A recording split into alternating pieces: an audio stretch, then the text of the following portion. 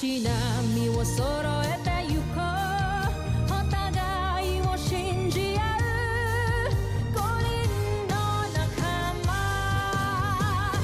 まるでスファイブに預けた命飛ぶぜ宇宙の果てまでもみんなの笑顔ももう近い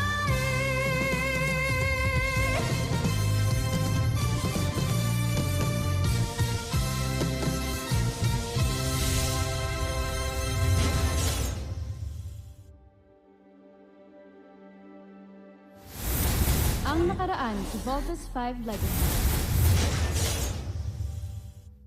Judy po yung pangalan niya. Papakilala ko po siya sa inyo bukas pagka pinayagan niyo na po ako na i-tour siya dito sa camp. I cannot allow you to do that. I made that policy. You don't want me to break my own policy, right? Mapapasok na ng aking espiya ang kampo ng Voltes 5. Maaari nyo na simulang gawin ang susunod nating ceasefire. At may nasimulan na kami. Ito ay pinangalanan naming NE. It was so easy for the aliens to attack na hindi natin nalalaman. Mukhang hindi galing sa labas ng planeta natin ang mga Bosanians. I have a feeling na meron na silang base dito sa Earth. They're probably hiding right under our noses. Kung kausap mo na naman yung espiya niya. Sino ba kasi mababang uri na yun? Bakit siya pinapili ng prinsipe? Bakit hindi na lang ako? Naninibugho ka sa espiya dahil malaking tiwala ng prinsipe sa kanya. Alam ko, itinatangi mo siya. Kaya mo naman pala maging organized eh. Gusto niya kasi ma-impress si Ate Judy bukas. Paalam mo muna kaya kay Dr. Smith yan. Basta isasama ko si Judy dito. Kung magkaroon ng problema, edi sagot ko.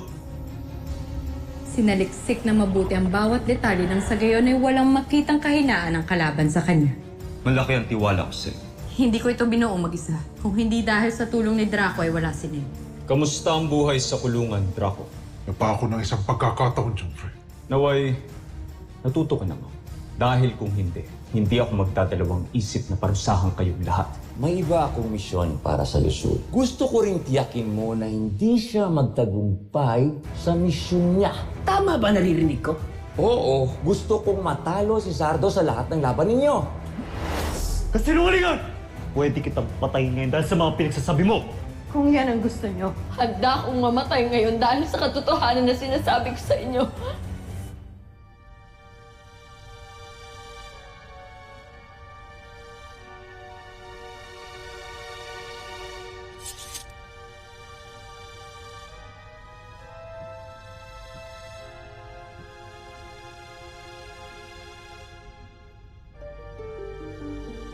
Tumayo ka.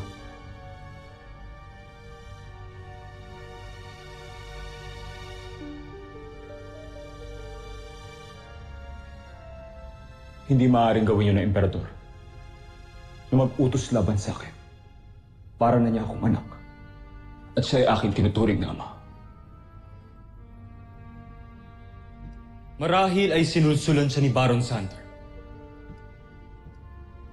Tama. Si Baron Zander nagplano nitong lahat. Para babaksakin ako.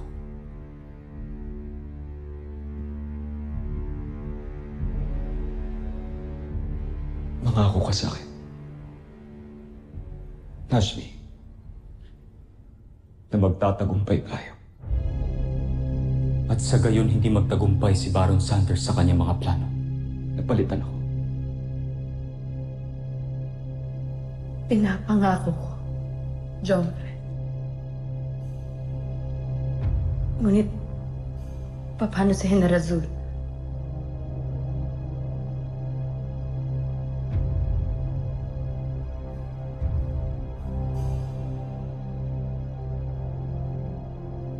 Hindi ko siya pwedeng patayin. Makakahalata ang iba kapag siya ay nawala. Hayaan muna natin siya mabuhay. Ngunit mag-ingat na lamang tayo. Dahil nasa loob ng pangkat natin ang isang traitor.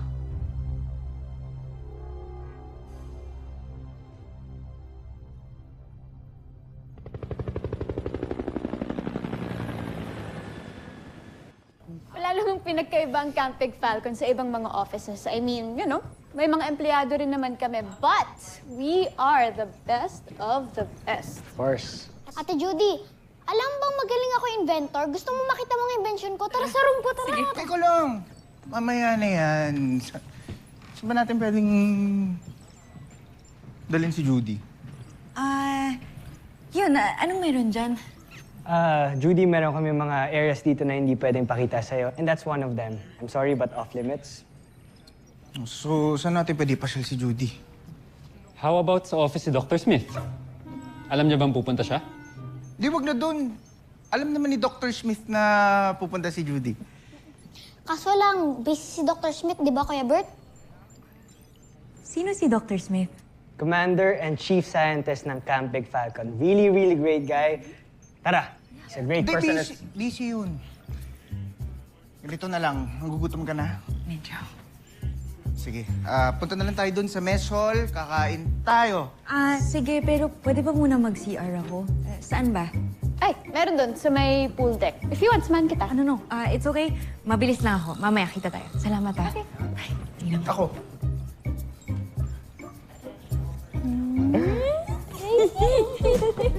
Dapat naman Nalo chick mo, ah.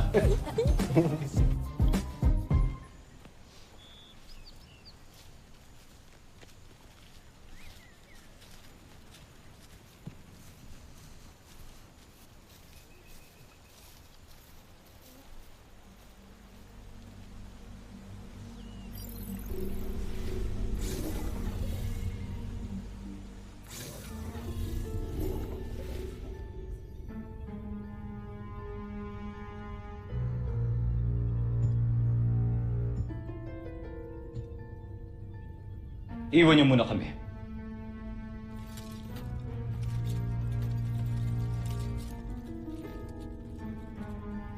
Mahal na prinsipe.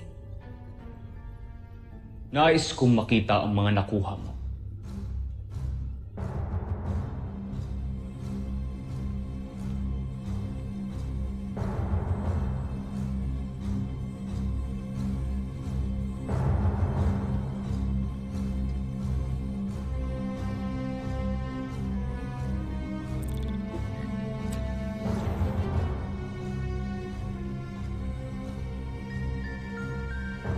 Ngayon, mapag-aaralan ko na kung paano mapapabaksak ang kampo ninyo, Voltes 5. Ito lang ba? Nasaan si Voltes 5? Patawad ka, mahalan. Pero mahigpit ang seguridad kaya hindi ko nakunan. Pero alam ko kung saan siya nakapwesto sa loob ng kampo. Mahusay ang ginawa mo. Salamat, Jomfrey. Pero nais kong samantalahin mo ang pagkakataong ito. Alamin mo kung sino ang mga piloto ng Voltes 5. Kilalanin mo sila. Alamin mo ang mga kahinaan nila. Ang impormasyong makukuha mo ang magdadala sa atin ng hinahangad kong tagumpay. At kapag nakuha mo ang impormasyong kailangan ko, bibigyan kita ng pahintulot na bumalik dito. Kahit kailan mo naisip. Masusunod, mahal na prinsipe.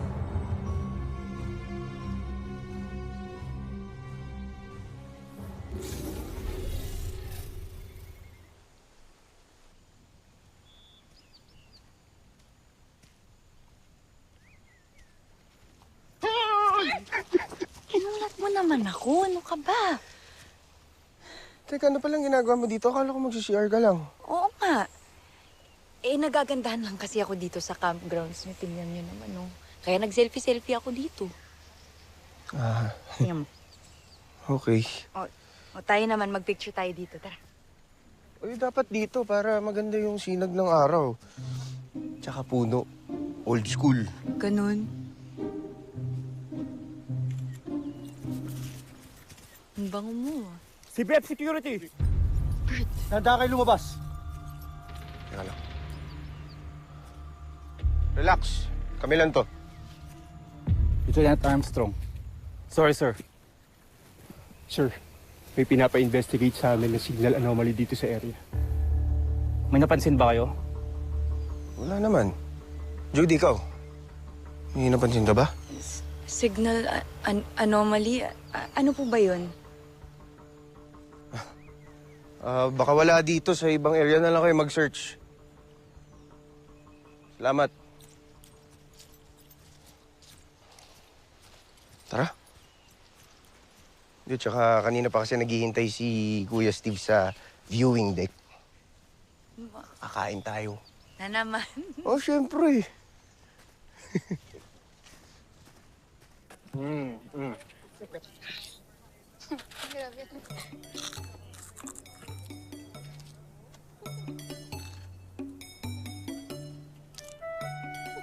Para kang gutom na gutom, Little John. Gusto mo bang kainin na rin tong saan? Kulang pa yata sa'yo yan. Hmm?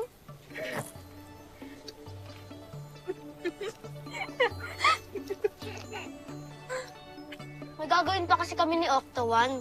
Upgrade namin yung Mikasa kasi sasali ako sa pinakasikat na toy ship sailing contest. Ga! Bad trip naman kayo. Bad nyo! Uy! Little John! Binibiro ka lang ng mga kapatid mo. Sige na. Gawin mo na yung project mo, ha? Bye, Ate Jamie. Nice to meet you, Ate Judy. It's nice to meet you. Bye, Little John. Bye. Daligan na, ha? Kulit talaga ni Bunso, no? Judy, ano? Nag-enjoy ka ba sa food? Pati sa tour. Ano ka ba? Grabe pala, no? Ang daming nagtatrabaho dito. Lahat parang importante yung ginagawa. Everybody has their own responsibility na kailangan gampanan. Hindi tatakbo na maayos ang camp pag wala ang isa.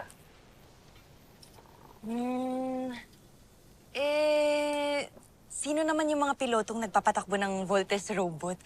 Baka naman pwede niyo akong pakilala.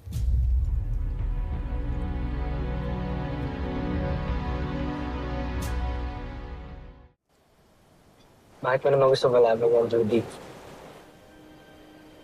Wala. Gusto ko lang makilala yung mga savior ng mundo. Alam mo, daig ko pa yung makakilala ng artista kapag nakilala ko sila. Baka naman pwede niyo akong i-introduce sa modern day superheroes natin. Sige na, Bert. Nandito naman na tayo eh.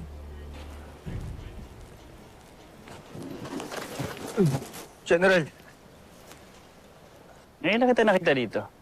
Who are you? Commander. Siya po yung bagong GF ni Big Bert. Si Judy. Girlfriend? Opo, Dad. Girlfriend po ni Big Bert. General, let me explain. Kayo po pala si Commander Robinson. I'm Judy. It's nice to meet you, General. Nice to meet you too, Judy. But I'm sorry, I have to cut this short. Kailangan na nilang bumalik sa kanilang mga duties. You need to leave the camp. Thank you, General. Bert, guys, mauna na ako. Thank you. General, atid ko na po si Judy. Stay where you are, young man. Kami na lang magpapatid sa camp security. Thank you, Ikaw General. na bahala. Everyone, I expect you to be in the conference room in 2 minutes. Lalong-lalo ka na, Big Bird. Sir, yes, sir.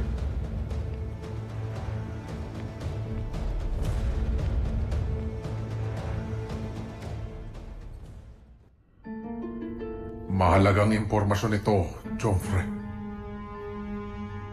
Dahil dito, matutuklasan natin ang kahinaan ng kanilang kampo.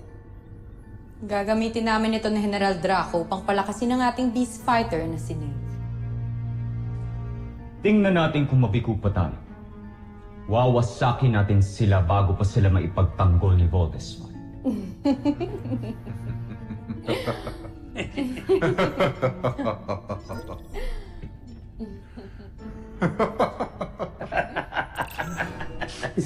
Sarap ng tawa niya. Paumanhin, Prinsipe Santos, pero hindi ko alam na may pagpupulong pala tayo ngayon. Ano ba yung pinanonood niyo? Wala. At wala rin pagpupulong. Tatawanan kayo eh. Sinisigurado lang ng ating prinsipe na maayos at malakas ang ating beast fighter. Halika, Zu. Iwan na muna natin sila dito at marami pa silang kailangan gawin. Samahan mo.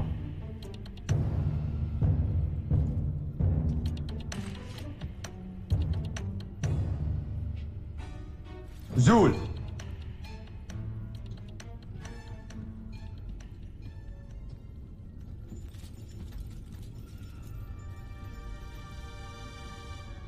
General Zandra, bakit tila iba ang pakikitungo niyo ni Prinsipe Zardos kay Zu? Utos ito ng ating prinsipe. Sumunod ka na lamang. Utos? Anong utos?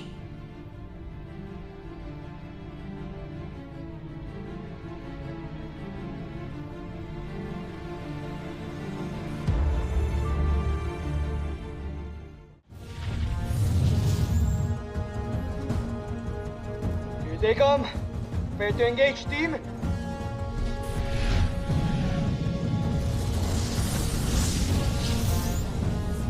Love boomerang! Bomber missile!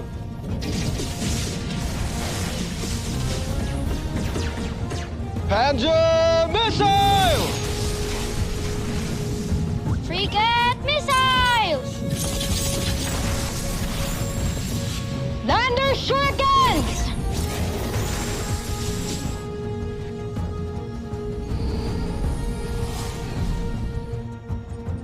They're bugging out. Uy, bumalik kayo dito, mga duwag! Saan kaya galing yung mga yun? Bigla na lang nagpapakita. Tama nga si Daddy sa sinabi niya sa briefing niya. The Bosanians are already here with us on Earth. Octo-1, dapat lagi kang alert sa mga Bosanian, ha? Copy, Little John. Basta ang mahalaga, the threat has been neutralized for now. Good job, team. Go back to camp.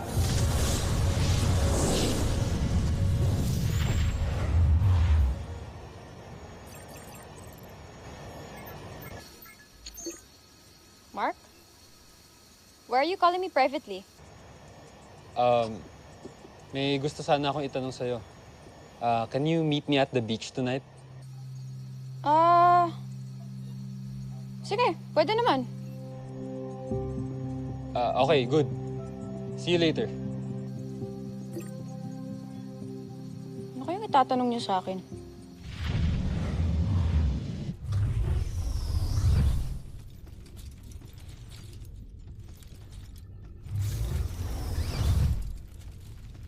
Pinapahanga talaga ako ni Zandra at Draco sa mga nilikha nilang Beast Fighter. Gusto talaga nila magwagi tayo labang kay Voltes 5. Pagkakatiwalaan ko talaga sila.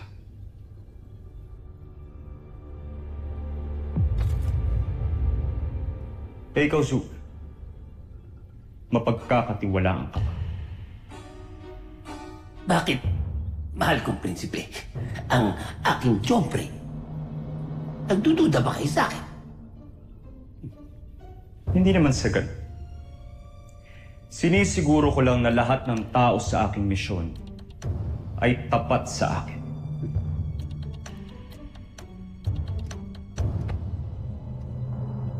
Alam mo ba kung anong ginagawa ko sa mga traitor, Zu? Pinapatay ko sila. Na kahit sarili kong ama ay hindi ko pinatawag. Kaya humanda sa akin ang susubok na baliktarin at traitorin ako. Magpahinga ka na, Zu. Mukhang iba yata ang timpla ng iyong pagmumukha ngayon. Ayoko namang may mangyaring masama sa iyo. Ako rin, Jomfrey. Ayoko rin may mangyari sa akin masama. At sa inyo,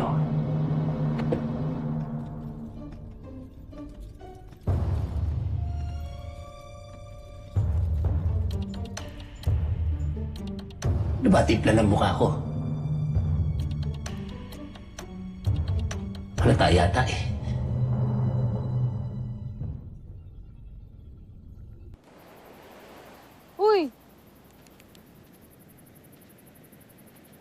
Jamie. Ayun na ba ni Steve? Ano? Anong kamay na ni Steve? Okay. Hindi ko boyfriend si Steve, Mark, okay? Bakit mo tinatanong sa akin yan? Paano? Palagi niyo pinag-aawayan ni Ava si Steve eh. So, ano ba yung totoo? Kayo na ba? Okay. Una sa lahat, Mark, kami ni Steve, we're friends, okay? Childhood friends pa kami. Pangalawa, we're teammates. Parang tayo. Yun lang yun, okay? Hindi kami mag-boyfriend, kaya... Okay na ba yung sagot ko? Oo. Naka na nga. Una na ako, ah.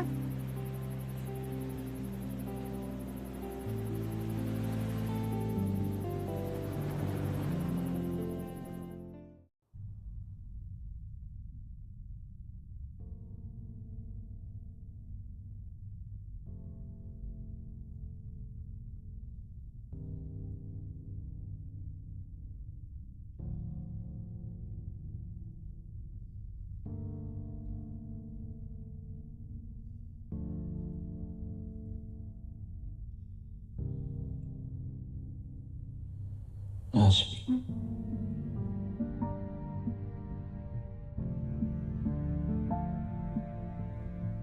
Mukhang maganda ngayong gising, Jomfre. Nanaginip ako. Isang magandang pangitain. Nakita ko ang sarili ko na pinamumunuan ng paglusob sa mga rebelde. Isa-isa ko silang pinapatay habang pinapanood ako ng emperador.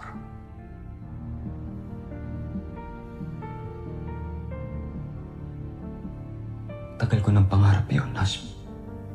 At matutupad na rin ang pangarap mo. Sa oras na magtagumpay tayo, malilinis na ang pangalan mo. At pagkatapos nun, ikaw na ang susunod na hihiranging emperador ng Luzon.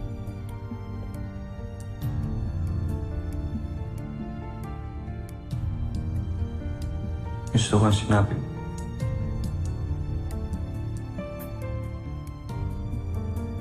Kaya kailangan na natin manalo.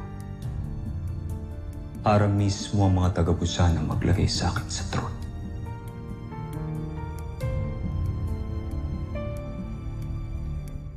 Hindi na malayo mangyari yun. Malapit ko nang matalo ang mga kalaban. Sa tulong ng aking espiya.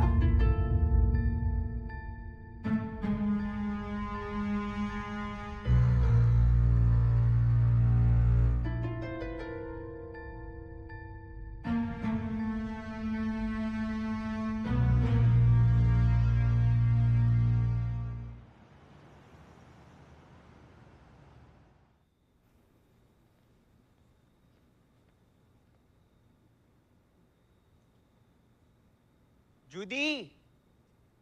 Si Bert ba yun? Bert? Bert? Judy!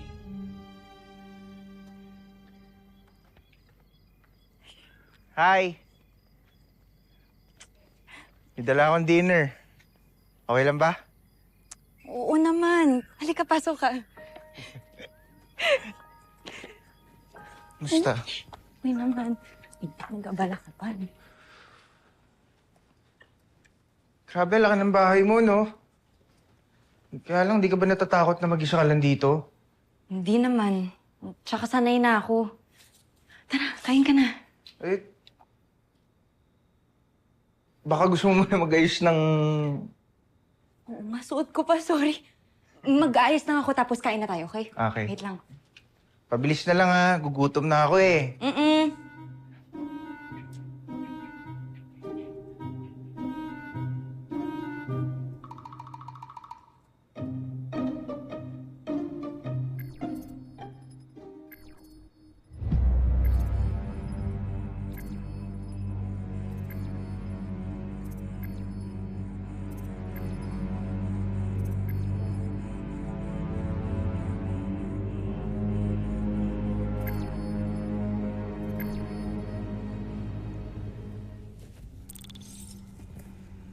Kanino ko pa hinihintay ang tawag?